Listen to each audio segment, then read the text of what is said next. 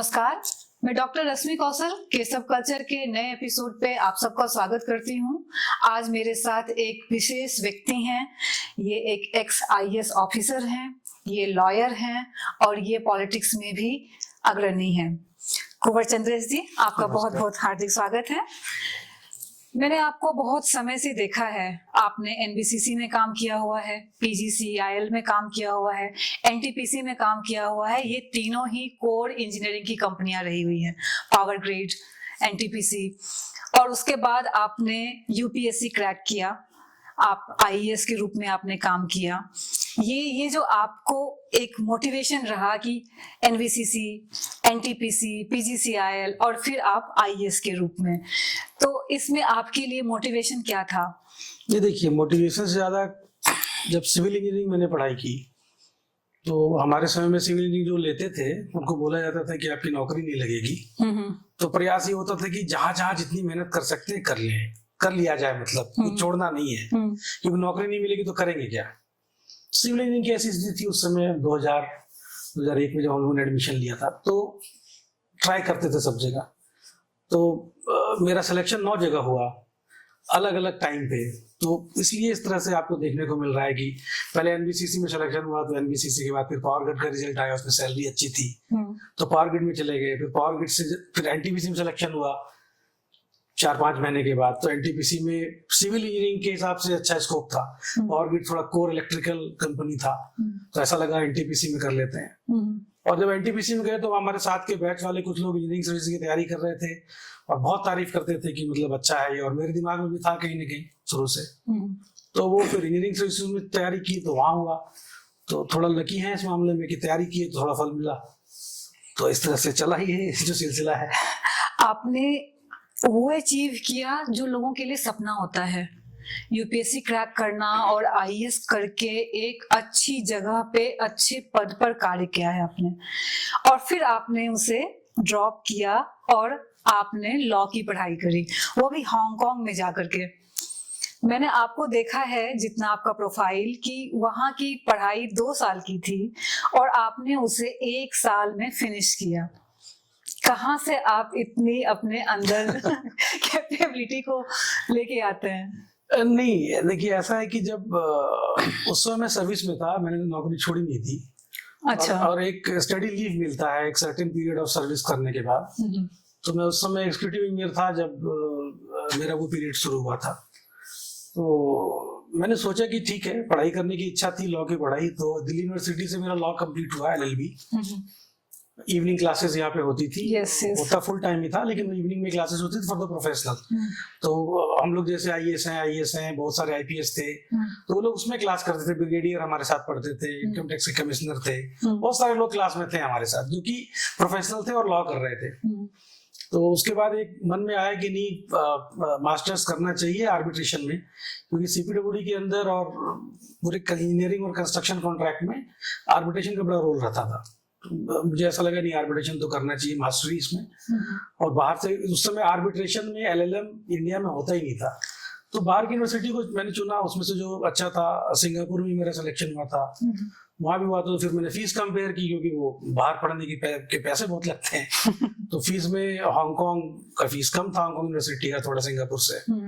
और उसके बाद वहाँ ये फैसिलिटी भी थी कि 2 साल का 1 साल में क्रेडिट आप कर सकते हैं, और भी कुछ चीज थी। तो उसको हमने ऑप्ट कर लिया कि भाई 2 साल का अगर है एलएलएम तो उसको 1 साल में भी कंप्लीट किया जा सकता है, आप क्रेडिट स्कोर कर लीजिए।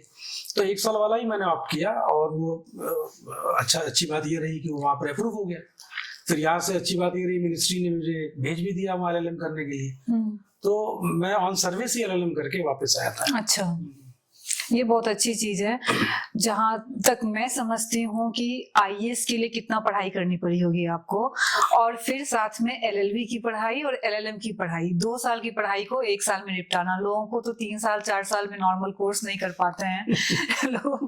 लोगों की बैक आती रहती है, और आपने उस कोर्स को 1 साल में कंप्लीट किया।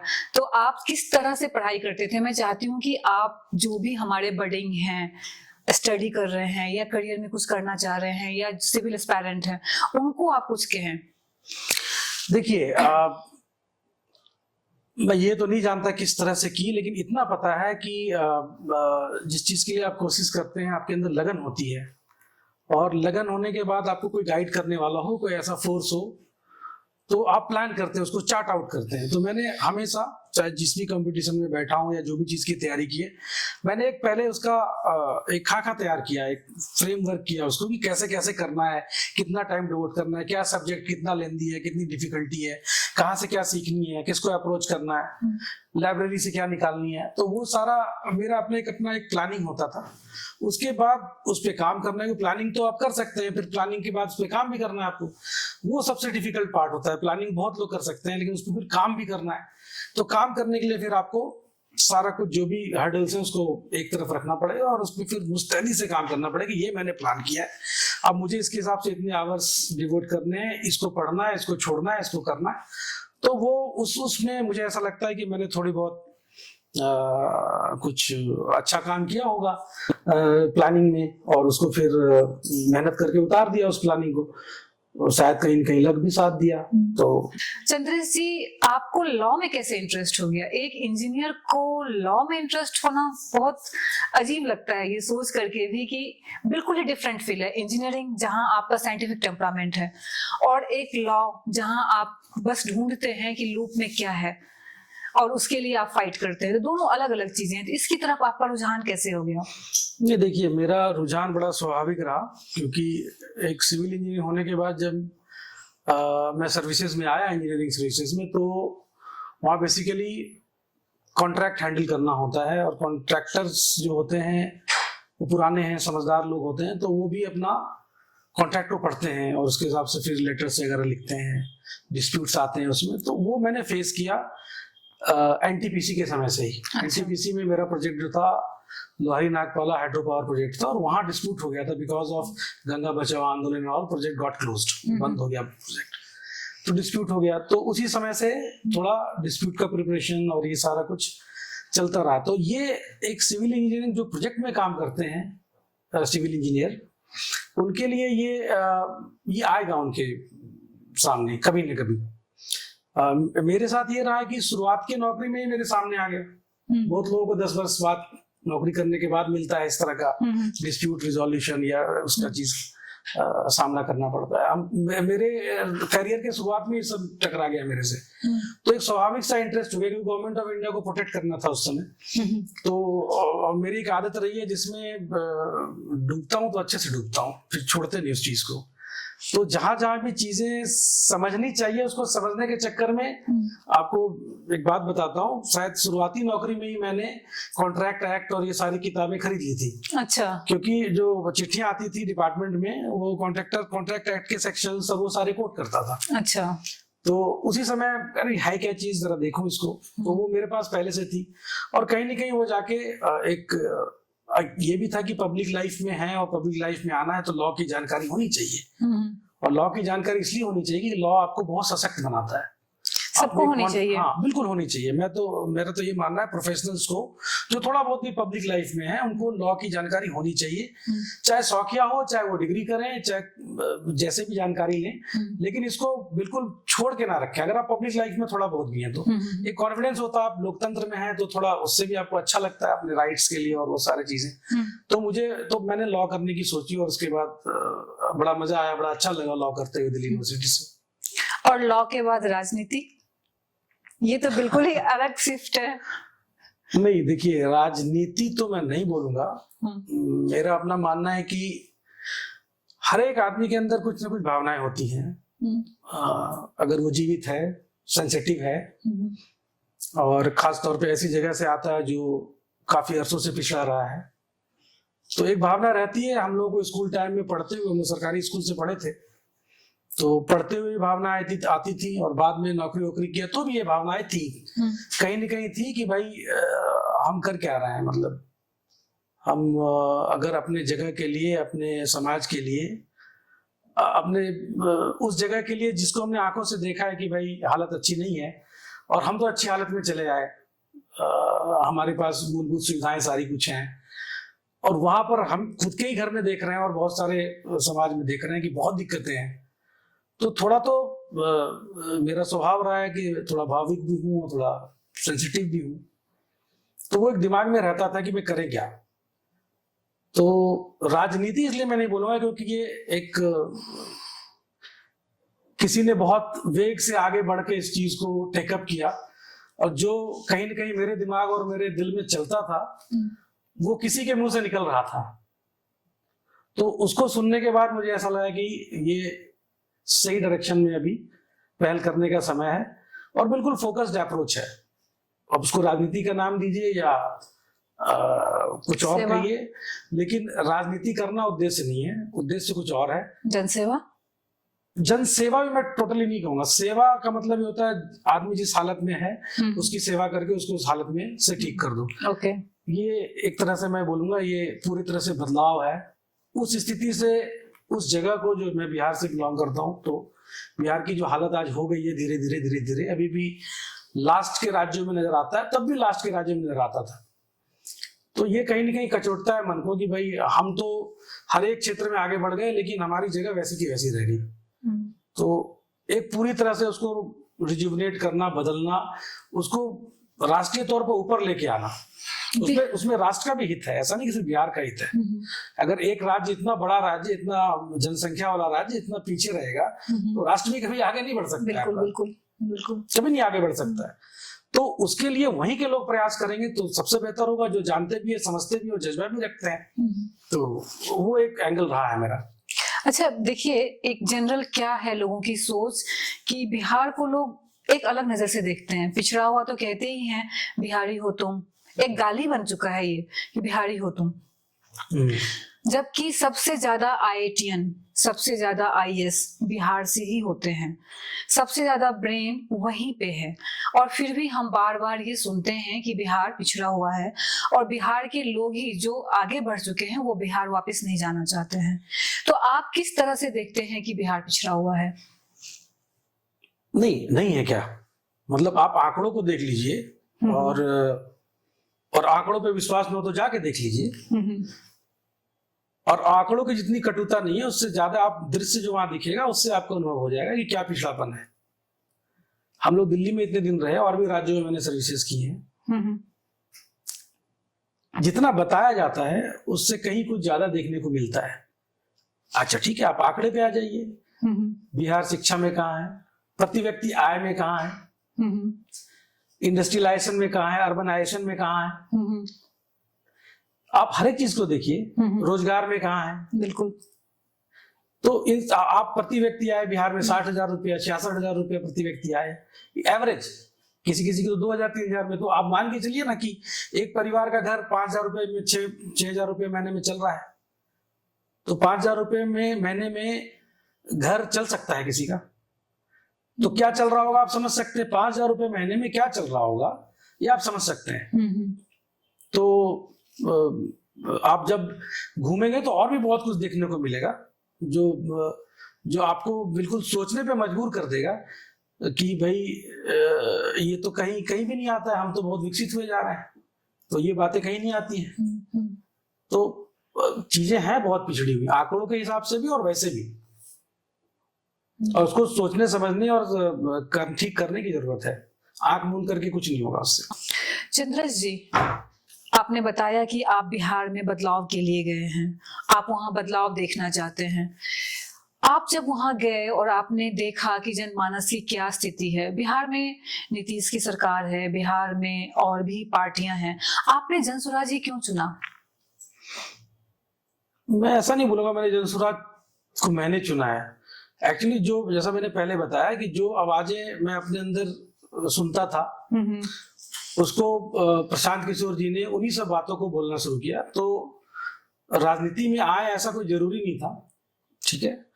तो जब उन सारी बातों को मैंने उनके मुख से सुना, मुझे ऐसा लगा कि एक ईमानदार प्रयास है और एक प्रैक्टिकल प्रयास है, और ये बिल्कुल संभव भी है, सारे अच्छे लोग जुड़ रहे हैं।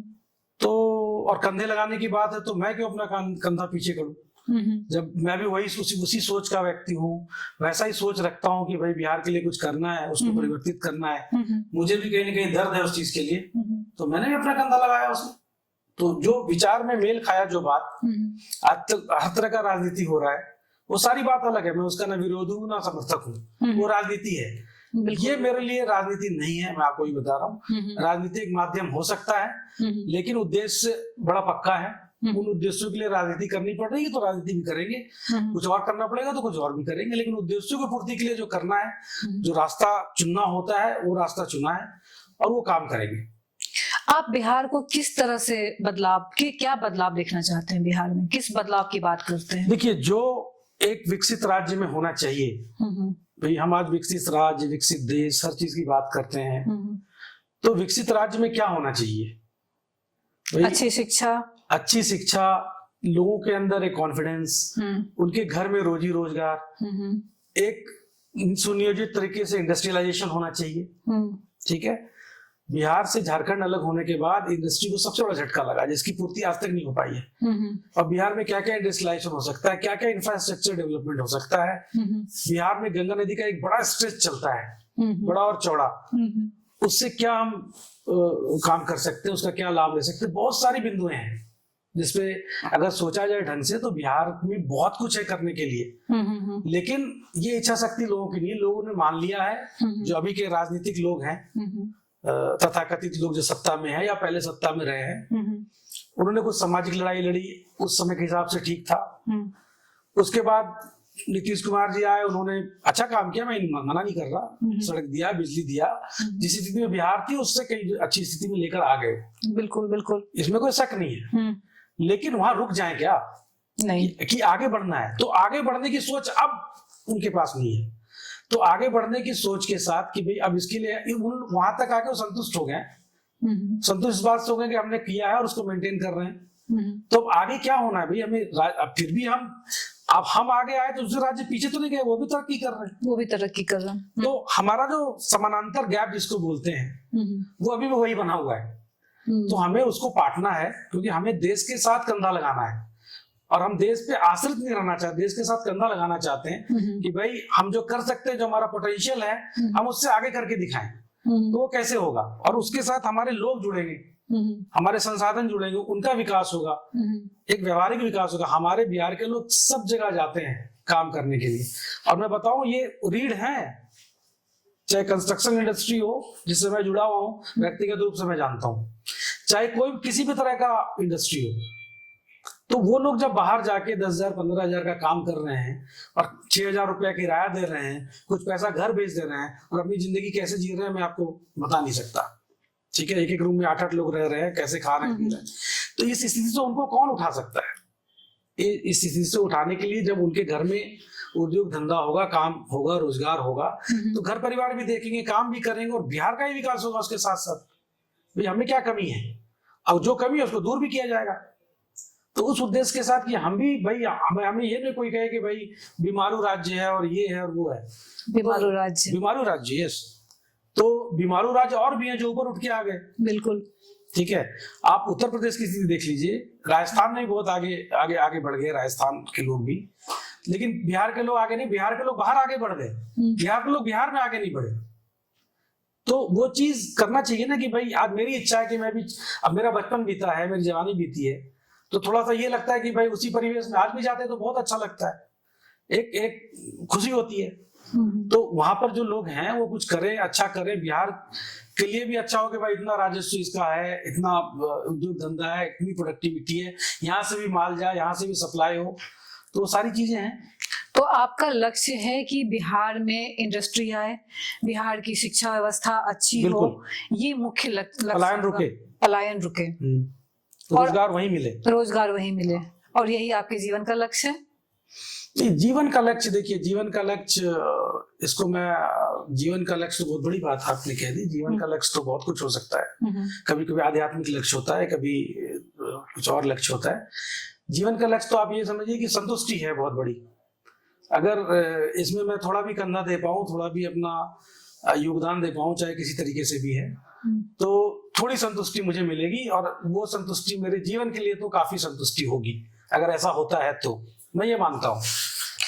मैंने आपके रील्स देखे, सोशल मीडिया पे आपके फुटेज देखे, जब आप गांव-गांव में घूम रहे हैं, लोगों की बातें सुन रहे हैं, उन्हें मोटिवेट कर रहे हैं, उनको चीजें बता रहे हैं, तो मेरे दिमाग में एक ही चीज आता है कि एक एक्स आईएएस ऑफिसर, एक लॉयर जिसकी बड़ी कंसल्टेंसी है, फर्म है, जिसके पास लाइफ के सारे कंफर्ट्स हैं, और फिर मैं उनको देखती हूँ कि वो स्ट्रगल कर रहे हैं। मैं चाहती हूँ कि ये जो ट्रांसफॉर्मेशन है, ये जो आपको चीजें मोटिवेट करती हैं, ये जो चीजें हैं जिसकी वजह से आप रात में भी टॉर्च लेकर के गांव-गांव, घर-घर जाकर के लोगों से बात करते हैं, देखा है मैंने आपके ऐसे वीडियोस। तो वो आपको वही चीज है कि ये बदलाव हो, यही आपको प्रेरणा देता है जिसकी वजह से आप इतनी मेहनत कर रहे हैं, सब कुछ छोड़ करके आप लगे हुए हैं। देखिए, ये तो सोच होती है, लेकिन जब आप उनके बीच जाते हैं तो ये सोच और मजबूत हो जाती है।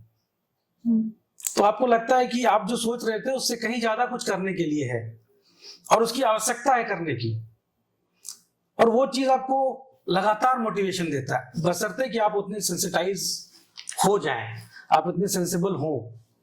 फिर आदमी दिन रात धूप छांव नहीं देखता है, बारिश नहीं देखता है, फिर जो सामने उसको दिख रहा होता है और उसमें वो कूदने के लिए तैयार रहता है। तो वैसा ही कुछ मेरे साथ भी है, और थोड़ा आप इसको सही भी बोलिए, गलत भी बोलिए, कभी कभी स्वास्थ्य के साथ भी उसमें कंप्रोमाइज होता है, बट जो भी होता है मन को अच्छा लगता है, और ऐसा लगता है कि जिस उद्देश्य के लिए कर रहे हैं वो उद्देश्य की पूर्ति होगी, क्योंकि हम प्रयास कर रहे हैं। जहां तक एक्स आईएएस होने की बात है, सारी ये देखिए वो गुण मेरे अंदर है, शायद वो कर्मठता मेरे अंदर है, वो उतनी मेहनत करने की ताकत है, वो जुझारूपन है। उसी के कारण मैंने उन सारे कंपटीशन में या जैसे भी सर्विसेज में आके अपना काम किया। तो अब ये जो क्वालिटीज है, जो भी भगवान की देन है या जो डेवलप किया होगा मैंने थोड़ा बहुत, उसको लगा रहे हैं। अच्छा, वहां पर एक एक्स आईएएस बन के हम नहीं जाते हैं, बिल्कुल बिल्कुल। वहां पर तो मेरा लास्ट चीज होता है बताने के लिए कि भाई, या मेरे जो सहयोगी होते हैं, साथ के कार्यकर्ता होते हैं, वो लोग बताते हैं लोगों को कि आप इनका परिचय करा दें, ऐसे ऐसे हैं। तो ठीक है, सर्टेनली लोग और ध्यान से सुनते हैं, वो एक अच्छी बात है, लेकिन मोटिवेशन वो नहीं होता है। मोटिवेशन ये है कि ये जो चीजें हमने डेवलप की है खुद के अंदर, उसको, उस जुझारीपन को, उस एनर्जी को वहां लगाए रखें और वो पॉजिटिविटी उनको भी दें। तो बस ये है। आप जो इतना घूमे हैं, इतने लोगों से मिले हैं, मैंने देखा है बुजुर्ग बैठे होते हैं, गरीब बिल्कुल जिनकी वेशभूषा होती है, बच्चे, वो बच्चे भी आपकी बातें सुनते हैं, महिलाएं बैठी होती हैं जब आप उनको बता रहे होते हैं। आपने जब उनकी कहानियां सुनी, या जो आप 3-4 महीनों से गांव के गली गली में घूम रहे हैं, कुछ ऐसा अनुभव जो आप साझा करना चाहेंगे?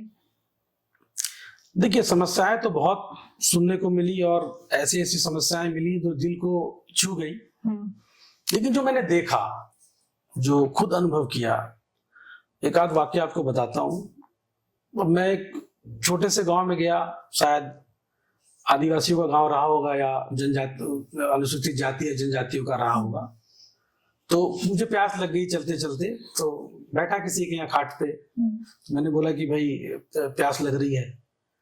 तो जो व्यक्ति मुझे लेके गया था वो कार्यकर्ता था जनसुराज का, उसने तुरंत, उसी गांव का रहने वाला था और शायद अनुसूचित जाति से भी आता था, तो उसने तुरंत पैसे निकाले और बोला कि बोतल लेके आओ सामने पान की दुकान से, जो दुकान होगी छोटी मोटी। मैंने बोला पैसे क्यों खर्च कर रहे हो भाई, क्योंकि पानी का बोतल तो मेरी गाड़ी में भी था, रहता है एक दो बोतल पानी भर के निकलते हैं। मैंने बोला तुम्हारे घर में पानी होगा, वो पिलाओ। तो उसने एक लाइन मेरे से बोला जो मुझे सोचने में, क्योंकि मैंने ऐसा कभी सोचा नहीं, कभी लाइफ में ऐसा मौका नहीं मिला। उसने बोला कि साहब आप मेरे घर का पानी पियोगे क्या? तो ये जो चीज है, 10 सेकंड का पॉज मेरे दिमाग में लगा। मैं ये नहीं सोच पाया कि ऐसा ये क्यों बोला। 5 सेकंड के पॉज के बाद मुझे समझ में आया कि ऐसा क्यों बोला। तो मुझे थोड़ा सा अजीब सा लगा, मैंने कि ये ऐसा क्यों पूछ रहा है, जब मैं भी जनसुराज का हूँ, ये भी जनसुराज का है, और हम लोग एक मकसद के लिए घूम रहे हैं, तो ये पानी कहाँ से बीच में आया? मैंने कहा अभी लाओ, अभी पियेंगे। वो सब कुछ नहीं। एक वो वाक्य है। दूसरा वाक्य एक बहुत इंपॉर्टेंट था। एक दिन बारिश हो रही थी, तो गांव के जंगल से लकड़ी उकड़ी चुन के वो लोग खाना वाना बनाते हैं, वो गैस योजना और वो सब उनके तक नहीं पहुंची है। अच्छा। मेरे आँख की देखी हुई चीजें हैं। तो लकड़ी वो चुन के आ रहा था बेचारा, तो साइकिल था उसके पास एक टूटा फूटा, उस पर रखा हुआ था।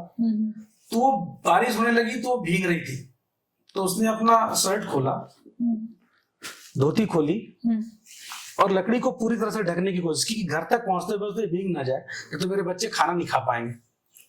और खुद पूरे नंगे बदन भीगता हुआ वो 5 मिनट चलता हुआ आया मैंने वो पूरा सीन तो नहीं देखा, लेकिन जब जो घर पे पहुंचने वाला था तब मेरी नजर पड़ी। तो मैंने किसी से पूछा कि भाई, अब वो घर पे लगा ही रहा था साइकिल, तो पूरा भीगा हुआ है, वो धक्के क्या ला रहा है, ऐसी क्या महत्वपूर्ण चीज है जो धक्के ला रहा है? तो मुझे दिखाया गया कि लकड़ी धक्के ला रहा है, अगर ये भीग जाती तो इसके बच्चे भूखे रह जाते। तो ये जो चीज मुझे कहीं ना कहीं कचोट गया, क्या बात करते हैं साहब हम लोग इतनी लंबी चौड़ी। तो ये तो देखी हुई चीज है, बताने के लिए तो लोगों ने बहुत कुछ समस्या बताई है, उस पर हम विचार भी करते हैं, लेकिन ये दो तीन जो चीजें हैं ये बिल्कुल दिल को छू गई। कहीं ना कहीं ऐसा लगा कि नहीं, सही कर रहे हैं, जो कर रहे हैं सही कर रहे हैं, ये जरूरी है। इंद्रेश जी, मैंने आपके भीतर कर्मठता देखी है, आपका जुझारू व्यक्तित्व देखा है, आपकी मेहनत देखी है, और जो अभी आपने बताया जो भावुकता आपके भीतर है, एक किसी के लिए भी, चाहे वो राजनेता हो या जनसेवा से जुड़ा हुआ हो, चाहे अब कोई भी से नाम दे, उसके अंदर इसका होना बहुत जरूरी है, भावुकता जो आपके अंदर है। मैं आपसे बहुत प्रभावित हूँ, और जब मैं ये सारी चीजें देखती हूँ और फिर मैं बिहार की स्थिति को देखती हूँ, बिहार एक नई पार्टी जन स्वराज, और फिर मैं देखती हूँ आपके लक्ष्य, क्या आपके लिए लक्ष्य पाना इतना आसान रहेगा? क्या यह संभव हो पाएगा? कौन कह रहा है आसान है? बिल्कुल आसान नहीं है, आसान तो बिल्कुल भी नहीं है, मैंने भी कभी नहीं कहा आसान नहीं। और बिहार में कुछ कर पाना, कुछ परिवर्तन कर पाना, ये कभी आसान था भी नहीं, शायद इसलिए अभी तक हुआ नहीं। हो सकता है। बिहार की अपनी समस्याएं हैं, और उन समस्याओं को एक बिहारी ही सुधार सकता है, ये बताता हूँ। ये सही है, ठीक है। और लक्ष्य आसान नहीं है, लेकिन कदम बहुत मजबूत हैं, इरादे बहुत मजबूत हैं, जो लोग जुड़े हैं, करना चाहते हैं इनको, वो दृढ़ हैं। सबसे बड़ी बात, इन सबसे ऊपर जो बिहार के लोग हैं वो खुद भी चाहते हैं कि चीजें बदलें जी। सब थक गए हैं, एक निराशा का वातावरण बन गया है, और उससे हर आदमी ऊपर आना चाहता है। तो जब खुद आदमी प्रयास करता है, हम लोग का नारा है सही लोग, सही सोच और सामूहिक प्रयास, जो प्रसाद की सूची ने दिया है, तो बड़ा सोच समझ के दिया है। सही लोग का चयन होना है, जो सही लोग का मतलब क्या है? ऐसे लोग जो सोचने वाले हों, समझने वाले हों, मेहनत करने वाले हों। उसके बाद सही सोच करना क्या है, जो मैंने बोला चार्टिंग आउट। उसके बाद सामूहिक प्रयास, का मतलब ये नहीं कि हम अकेले हीरो बन जाएंगे वहां जाके, बिल्कुल प्रयास तो सामूहिक होना है, बिना सामूहिक प्रयास के संभव नहीं है। बिल्कुल बिल्कुल। तो इसलिए मैं कह रहा हूं कि जो स्ट्रेटजी है हमारी, जो लोग चाहते हैं उसके बेसिस पे बनी है, जो हम देख रहे हैं उसके बेसिस पे बनी। रणनीतिकार हैं प्रशांत किशोर जी, बहुत बड़े, वो समझते हैं। हमारे साथ बहुत सारे अर्थशास्त्री जुड़े हैं, कानून के जानकार जुड़े हैं, प्रशासनिक अनुभव के लोग जुड़े हैं, कई अभियंता जुड़े हैं, कई लॉयर जुड़े हैं। तो ये अच्छा, वो लोग इसलिए नहीं जुड़े हैं, वो लोग सबके अंदर एक भावना है कि बिहार को इस स्थिति से ऊपर लाना और कहीं ऊपर लेके जाना है। बिहार में बदलाव हो, बिहार में बदलाव होना चाहिए। अब इस कुंठा में नहीं रहेगा बिहार, सीधी सी बात। बिल्कुल। आपसे बात करना बहुत ही सुखद रहा, और मैं ये देखती हूँ कि आपने कहा कि आपकी पार्टी से अभियंता जुड़े हैं, आपकी पार्टी से प्रशासनिक लोग जुड़े हैं, वकील जुड़े हैं, और मुझे सब कुछ आप में ही दिखता है कि आप अभियंता भी हैं, वकील भी रहे हैं, और अभी भी हैं। आप जिस स्थिति के साथ, जिस आप मनोभाव के साथ आप वहां काम करने गए हैं, आपके जैसे लोग अगर जाएंगे और काम करेंगे तो ये बिल्कुल तय है कि बिहार में बदलाव होगा। चलिए, आपके जीवा पे सरस्वती बैठी हैं, अच्छी बात है, बिल्कुल होना चाहिए और होगा। आप हमारे शो पे आए, इसके लिए आपका बहुत बहुत धन्यवाद। धन्यवाद।